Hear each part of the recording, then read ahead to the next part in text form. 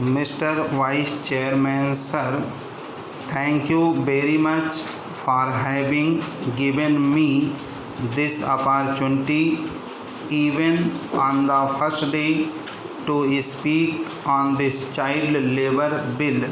Sir, I support the bill. The bill seeks to give more benefits to the child labor which is being employed in our country. Sir, I would like to submit that in our country, even 100 years ago, when Britishers were ruling us in 1881, when Lord Ripon was ruling our country, a bill was introduced. In that, children below the age of 7 years were not allowed to work. The hours of work were considered as 5 hours for the child labor. They brought several other legislations, the Factories Act, the Plantation Labor Act, and so many other acts for the purpose of protecting the interest of the child labor. Sir, there are about 16 million child labor in our country. Of them, 10 million are employed in the urban sector and 6 million in the rural sector. Even in that, the agricultural sector alone is absorbing more than 78% of the child labor in our country.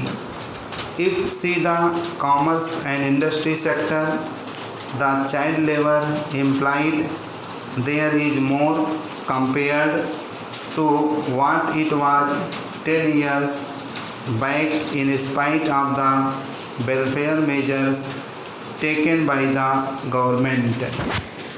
In spite of our saying that the child labor should be minimized, we find there is a spurt in their employment. The child labor could not be contained because of the socio-economic conditions.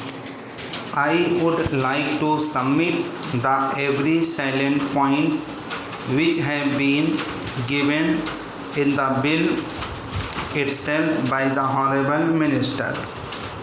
When the Honorable Minister became the Labour Minister here, he went to the state of Tamil Nadu, especially to Sivakasi, and saw that more than 50,000 children are being employed with wretched conditions. There were no safety measures for them. Health hazards were there, and the children were not given vocational training. Proper attention was also not given to them. This bill seeks to prohibit the child labor in particular hazardous industries and regulates the employment of children in other industries. A schedule has been given for the purpose of giving employment to the children with lighter conditions. The children who are employed in such conditions should be given protection. I would like to submit further that the children who are being employed are coming for work because of abject poverty.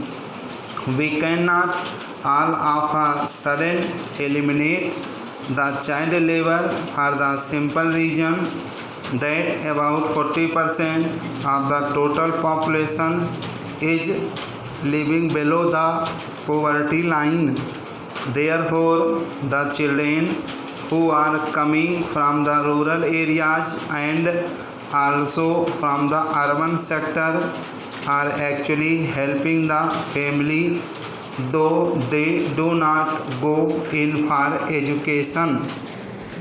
In such a condition, I would like to tell the Honorable Minister that in the organized sector, the legislation will work well, but if you go to the unorganized sector like the construction industry and also the agriculture sector, this will not work.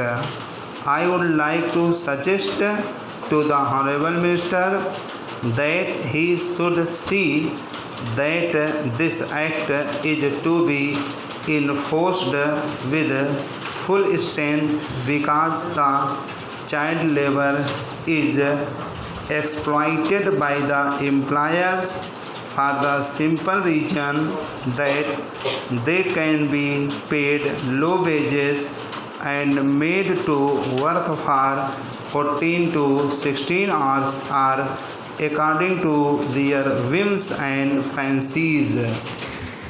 Now they have to give minimum wages as is required under the act. Then I would like to stress upon the point that the children's health is not given due consideration. If we go to the restaurants, tea stalls or factories, we see their wretched conditions. In other areas, we find that the children are not given the benefit which an employee is being given.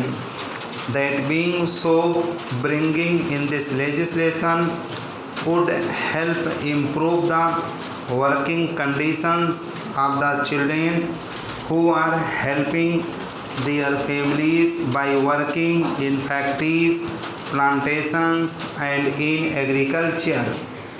Sir, the bill gives ample opportunity to the children who are employed in the agriculture sector, especially for the purpose of getting more wages, because wages as defined under the Minimum Wages Act will apply in this case also. On the whole, we find this bill as a social legislation which actually gives benefit to the children who have been exploited by the employers in various fields. The last point I would like to make is with regard to safety measures and health conditions. The Honorable Minister has given these items under the general category as has been given in the Factories Act, and said that the same measures would apply here also.